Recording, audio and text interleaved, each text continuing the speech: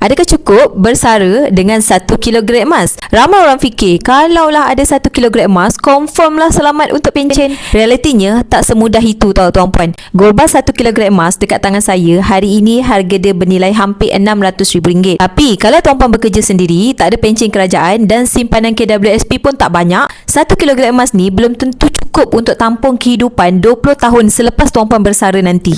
Dekat sini, kalau tuan-puan bahagikan RM600,000 untuk tempoh masa 20 tahun, maka tuan-puan kena ada sekitar RM29,000 untuk setahun. RM29,000 bahagikan dengan 12 bulan, maka tuan-puan kena bersara sekitar RM2,400 sahaja. RM2,400 sebulan untuk bertahan selepas bersara. Cukup ke? Dekat sini kita semua dah boleh tahu, bila umur makin meningkat, kos perubatan pun confirm akan naik. Inflasi ni sebenarnya tak pernah simpati pada sesiapa. Jadi kalau tuan-puan nak pencen dengan selesa, tuan-puan kena merancang daripada sekarang. Kalau nak selamatkan kekayaan tuan-puan, simpanan ASB, tabung haji, KWSP daripada inflasi, this is the time untuk tuan-puan ambil peluang tukarkan kepada aset emas fizikal 1 kilogram emas.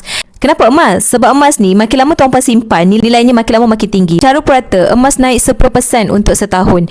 Dari Januari 2025 sampailah bulan Oktober 2025, emas telah pun berlaku kenaikan sebanyak 50%. Jadi, bagi tuan-puan yang nak saya bantu dapatkan 1 kilogram emas untuk bersara dengan selesa, boleh terus isi boran biru ataupun terus tujuk pin di video TikTok saya cara untuk bermula. Saya akan guide tuan-puan dalam simpanan emas dengan Pabicol.